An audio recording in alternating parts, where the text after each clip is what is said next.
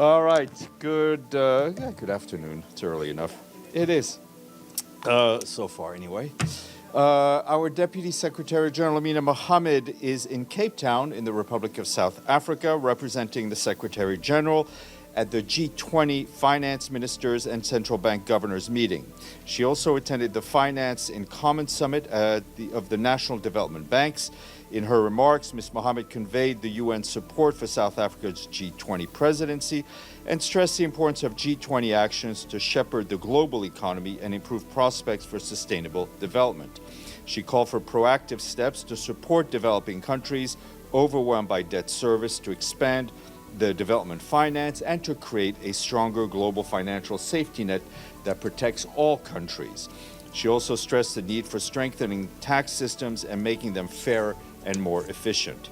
Ms. Mohammed also met with ministers and principals of international financial institutions and development banks ahead of the 4th International Conference on Financing for Development that will take place in Sevilla, in Spain, in July. And she will be back in New York tomorrow. Other travel to flag, Undersecretary General Jean-Pierre Lacroix, the head of peace operations, will be traveling to the Democratic Republic of the Congo from tomorrow until March 1st. He will first go to Kinshasa, where he will engage with Congolese authorities as well as international partners to discuss the ongoing situation in the eastern part of the country and the next steps in implementing Resolution 2773, which was adopted last week.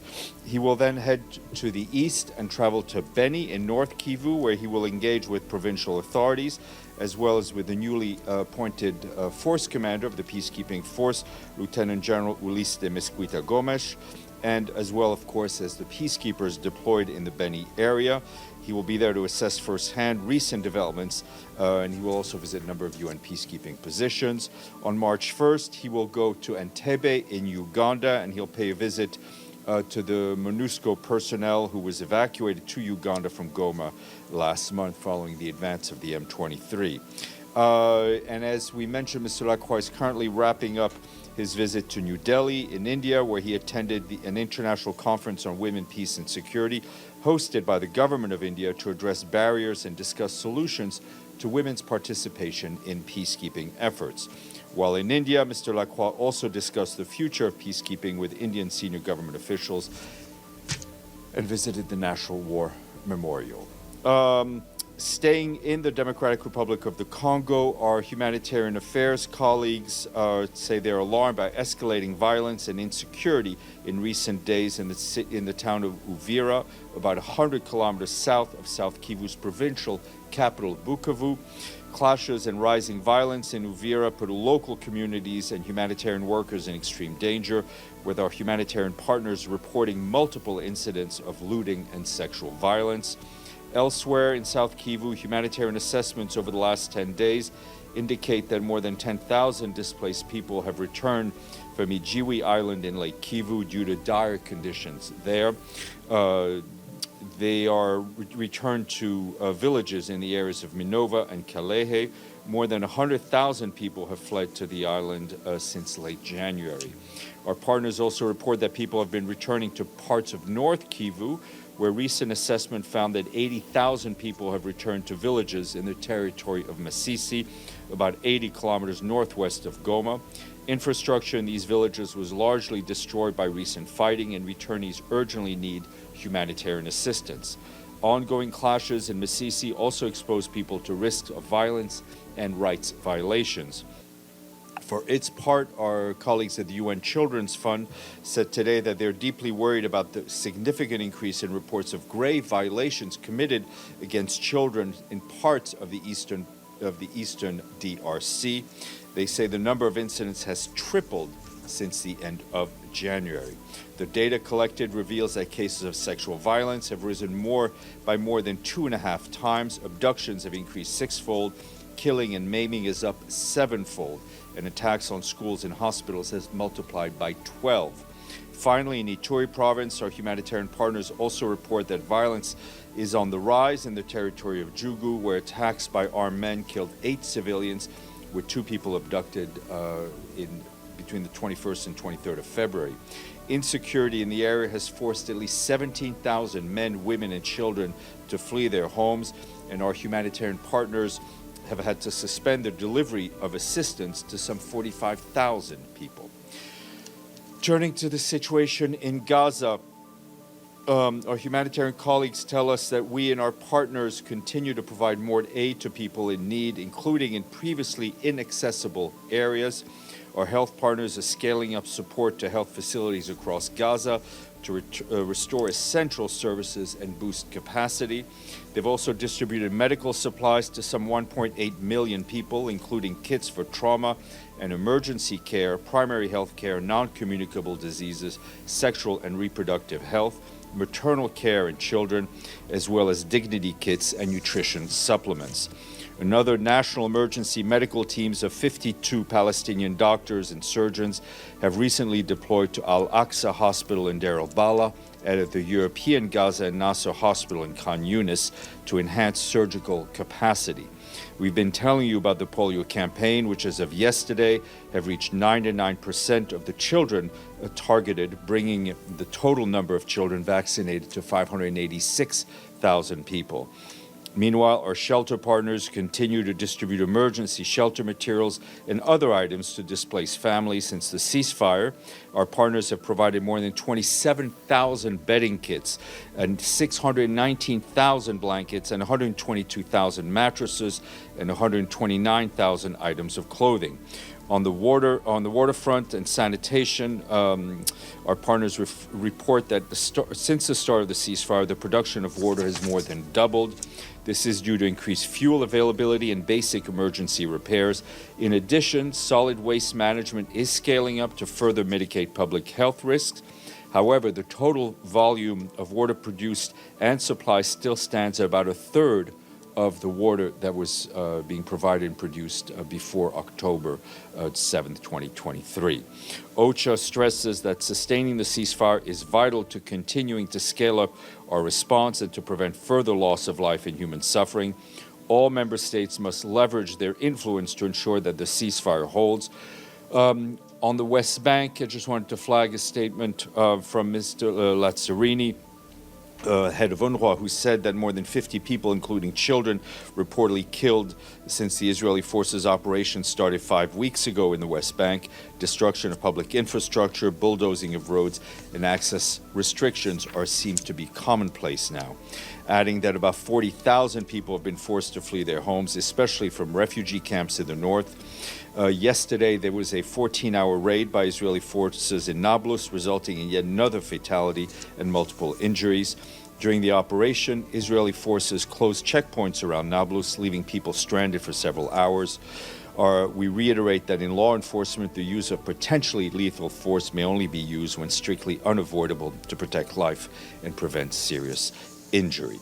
I would also urge you to take a look at Volker Turk's statement that he delivered today in Geneva on the issue of accountability for war crimes, potential war crimes in Gaza. Back here, Edemur Sornu, the Director of Operations and Advocacy at OCHA, briefed Security Council members in an open meeting on Sudan. She said that in several parts of the country, the already catastrophic situation of civilians has worsened since her last briefing to the Council, and that was just less than 1 month ago. Focusing on the latest alarming developments and violence in North Darfur, including in Zamzam displacement camp, as well as the situation in Khartoum and in the south of Sudan, Ms. Wasornu warned that the scale of needs in Sudan is unprecedented and requires an equally unprecedented mobilization of international support. The Secretary General's personal envoy, Ramtam Lamamra, also briefed the Security Council, but in closed consultations. And just a bit of zooming in on the horrors and catastrophe in Sudan. Due to the escalating violence in Zamzam camp, our colleagues at the World Food Program tell us they've had no choice but to suspend the voucher-based food assistance system in place in the camp. The recent violence left Zamzam's central market destroyed by shelling, pushing residents of the camp, which is about 500,000 human beings, further away from accessing essential food supplies.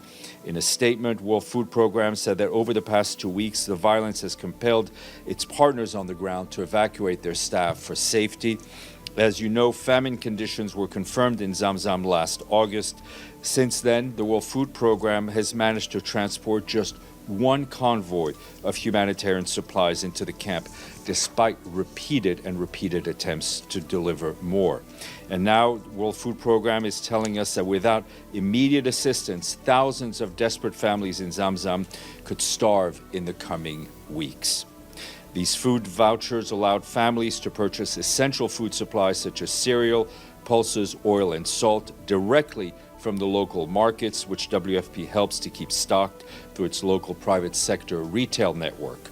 We continue to reiterate that civilians in Zamzam and elsewhere must be protected, whether they choose to stay or voluntarily move for safety reasons. Turning to Somalia, we are warning about a deteriorating food security situation in the country. The latest report from the Integrated Food Security Phase Classification, the IPC system analysis, shows that 1 million more people will face crisis levels of food insecurity in the coming months. This is due to the worsening drought conditions, to conflict, and to high food prices. Some 3.4 million men, women, and children are already experiencing crisis levels of hunger, but this figure is expected to rise to 4.4 million men, women, and children, or nearly a quarter of the population between April and June, when below average rains are forecasted. Our humanitarian colleagues tell us that some 1.7 million children under the age of 5 are expected to suffer from acute malnutrition this year and will need urgent treatment. Of these children, more than 460,000 of them are expected to suffer from severe malnutrition. The federal government of Somalia and UN agencies jointly warn that without swift funding for humanitarian action, millions could once again face deepening hunger in the country. In 2022, Somalia was pushed to the brink of famine by severe drought. This year, about 1/3 of Somalia's population, nearly 6 million people, need humanitarian assistance. But the $1.42 billion humanitarian appeal is just 12% funded, which means we only have $176 million in the bank. On Syria, our humanitarian colleagues are telling us that movement of trucks carrying humanitarian assistance from Turkey to Idlib through Bab al-Hawa border crossing is continuing. Yesterday, 43 trucks carrying more than 1,000 metric tons of food from WFP, as well as blankets, solar lamps, and other items provided by the International Organization for Migration, crossed borders. Our colleagues say that since the start of the year, nearly 400 trucks have crossed from Turkey into Syria, 5 times the number of trucks as the same time last year. Furthermore, across the country, our partners are supporting the rehabilitation of homes, infrastructure, schools, and roads. In northwest Syria, 350 homes have been rehabilitated since last month, and in Damascus and its rural surroundings, more than 700 people have received support in repairing their homes. Over the past 2 weeks, 3 water stations have been restored in Latakia. We and our partners continue to provide this assistance as security, logistical, and funding conditions permit. However, the toll and destruction remains overwhelming. In Aleppo, 34 facilities in former frontline areas have sustained damage or destruction and require immediate rehabilitation to restore essential services. Meanwhile, hostilities in different parts of the country are impacting civilians and humanitarian access to people in need. In eastern Aleppo, including in the vicinity of the Tishrin Dam and the Al-Khafsa water pumping station, and in the south of the country, hostilities have resulted in casualties as well as restrictions in humanitarian access and movements of people. And just a quick note from the Central African Republic, the UN peacekeeping mission there, MINUSCA, today announced the establishment of a temporary operating base in Mingala in Baskoto Prefecture, where civilian population have been facing the threat of armed groups. As part of its mandate to protect civilians, the mission said peacekeepers are engaging with local authorities, community leaders, and residents to assess the security situation to provide a response. And today, this week, if you were thinking of committing a crime at the UN, is not the week to do so because it is Police Week. Yay! The 19th UN Police Week. Leaders, and you will see a lot of uniformed police officers from all sorts of countries walk in the halls. Leaders of the UN police components from 7 peacekeeping missions, special political missions, and regional offices are gathering here for their annual meeting and to engage with senior UN officials to discuss current challenges and to set priorities for the year ahead. They're also scheduled to brief the Security Council tomorrow afternoon. In the coming days, our police colleagues will also have interactive discussions with on the contributions of UN police to the implementation of the Pact of the Future, as well as the future of UN policing. Key topics include data-driven and tech-enabled policing, along with gender-responsive policing, enhanced integrated planning, and interoperability with military and civilian elements in the field. Senor Gabriel, please. I do not have any popular books that were on any bestseller lists. I know, but your live interventions are all Emmy-worthy. Congratulations again. Thank you, Steph. I wanted to ask you about Sudan and the Zamzam camp. Yeah. You talked a lot about it there, but I just wanted to ask, is the program, the suspension of the voucher-based food program has been suspended, but does the WFP continue to work in other capacities in the Zamzam? No, I mean, its main partner, which was handling the program, is no longer there. WFP is not there present directly. It is there through local partners.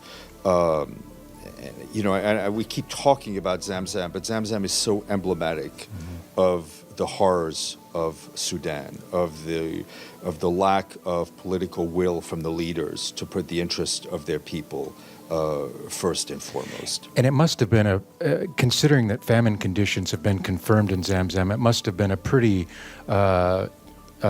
difficult decision to halt this WFP program, given the conditions. It must have been a harrowing decision to take for those who had to take it. But we also need to be very concerned about the safety of our own staff, and who can then go back as soon as conditions permit it. Deji. Hi, Steph. You just mentioned about the situation in Syria, but you didn't mention the Israeli bombing in southern Syria. Does the Secretary General have anything to say about that? We're obviously very concerned about the continuing violation by Israel of Syria's sovereignty and its territorial integrity, and of course, the violations of the 1974 disengagement of forces agreement.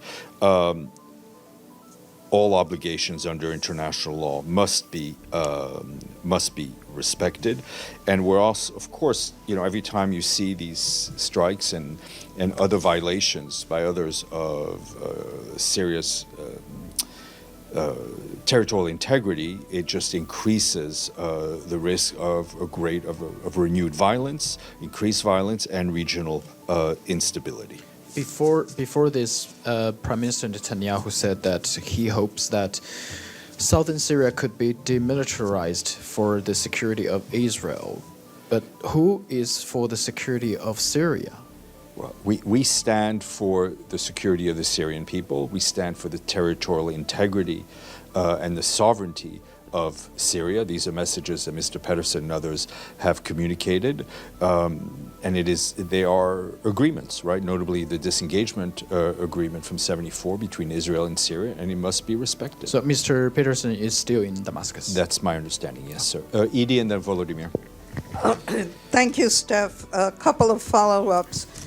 Can we get an update from Mr. Lamamra on his efforts to restart negotiations between the RSF and the Sudanese government? Yeah, he's continuing his engagements with the parties. That's the general tone of his briefing to the Security Council, trying to ensure that all the various efforts done, whether it's more on the Arab League end or the African Union, including with the EU, are all well coordinated.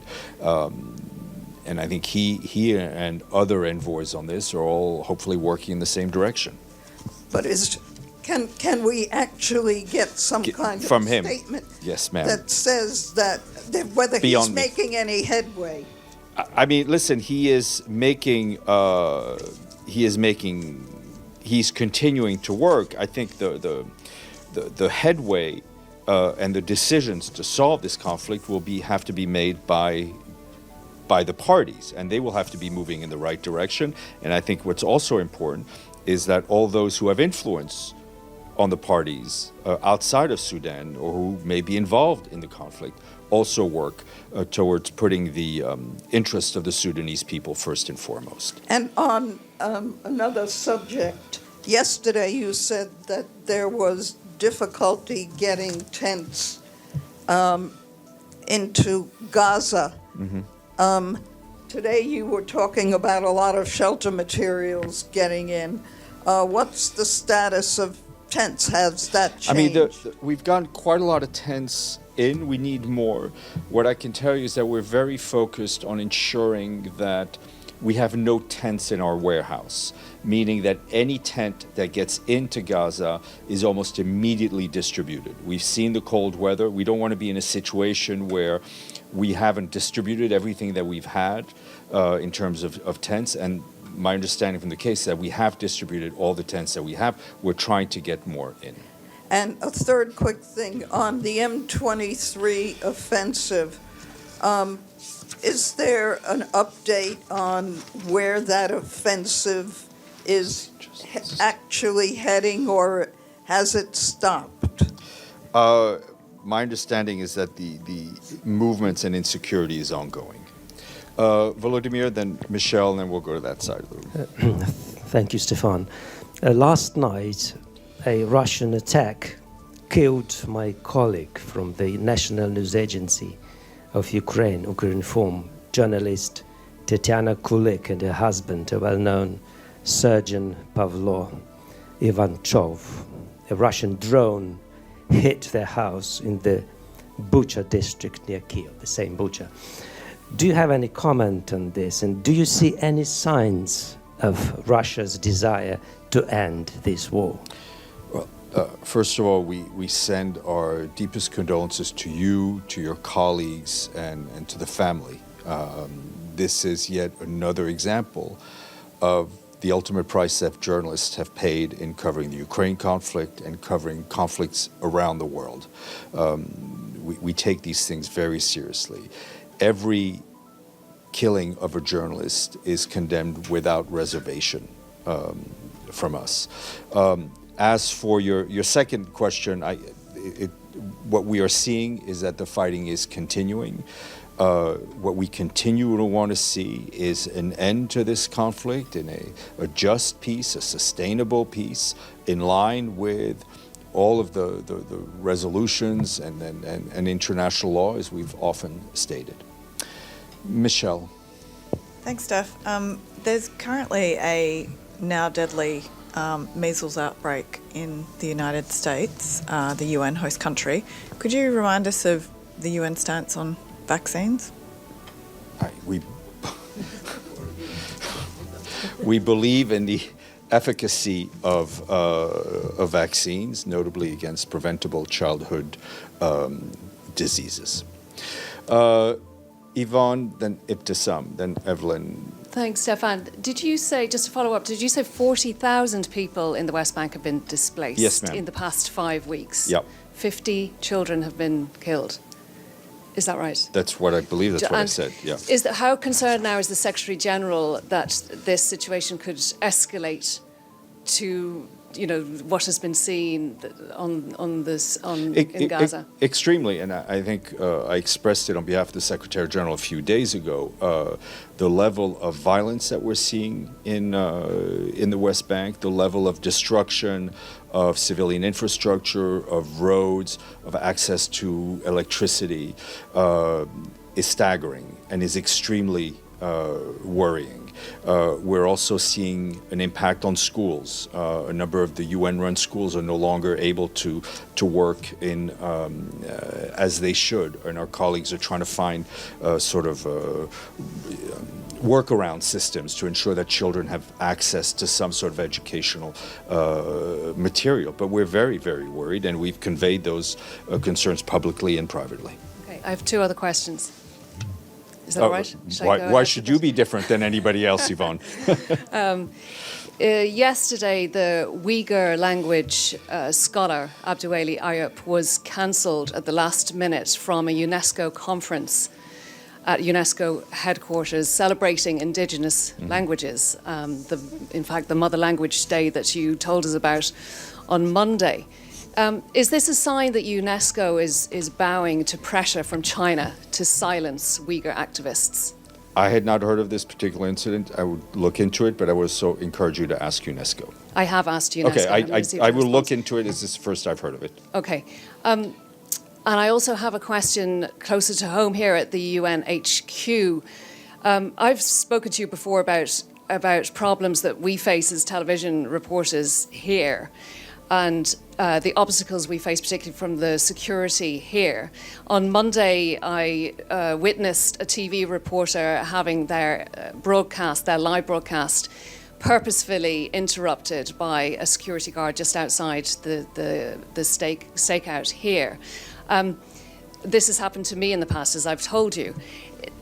Does the Secretary General, at a time when press freedom is under attack all over the world, can the Secretary General at least guarantee our freedoms here at United Nations headquarters? I will look into this case. We want you to be able to broadcast and work from here and ask questions, but let me look into the case as well. Thanks.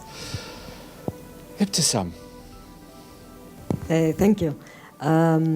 My first question is about, I don't know if you saw the video that was posted on social media by President Trump, that seen by many Palestinians and others as whitewashing, ethnic cleansing, and to say the least. Do you have any comments on that video? Look, I've seen the video. I can tell you that we will continue to stand and to speak out against the forced displacements of Palestinians in Gaza, against anything that would lead to ethnic cleansing, and we will continue to do so very publicly. I have another question. The Guardian wrote, and actually many other outlets reported about recently that there's at least 160 Gazans medics in Israeli prisons. And I have asked you also about Abu Safiyy's case, and I know that he was able to see a lawyer, and his lawyer reported also, or his family reported that he was a subject of torture. So two questions. One, if you have any comments, and if the UN can confirm some of these numbers, and if you also somebody from the UN was able to contact Abu Safiyy or get... Okay, let me take it backwards. I will check on your last question. I don't know off the top of my head. We are, of course, very concerned about the people, Palestinians, who remain in so-called administrative detention, especially the medics. Our human rights colleagues have received some harrowing reports from Palestinians who've been released, talking about degrading treatment, physical abuse, showing signs of physical abuse, and all of these things are completely unacceptable. Sinan, please, and then Evelyn, sorry. Yeah, thank you, Steph. I think I asked you this question yesterday, but I have kind of more information. I need to ask you again. As I said yesterday, in Syria, the National Dialogue Conference held in Damascus, and a lot of minorities were not invited. And I just said the Kurds, actually, I found out Jerseys, some other minorities were not invited as well, and that's a big critics for the National Dialogue.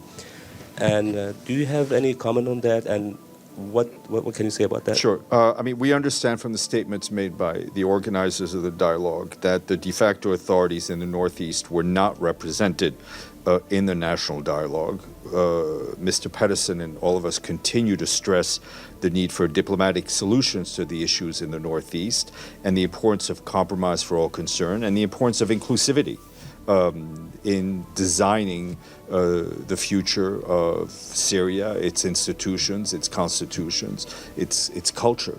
Everyone who is a Syrian should feel included, regardless of their ethnicity or their religion. Evelyn. Thank you. The UAE, the UAE has been supporting the RSF in Syria. Do you know? Sorry, it's a wrong country. I'm listening to you. 6 things at once in Sudan. Has the UN spoken to the UAE? And secondly, do you know if it's involved in Darfur? We have been very clear and raising the alarm about the foreign involvement of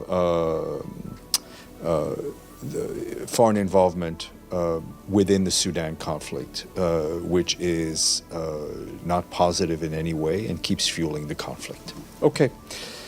Thank you all.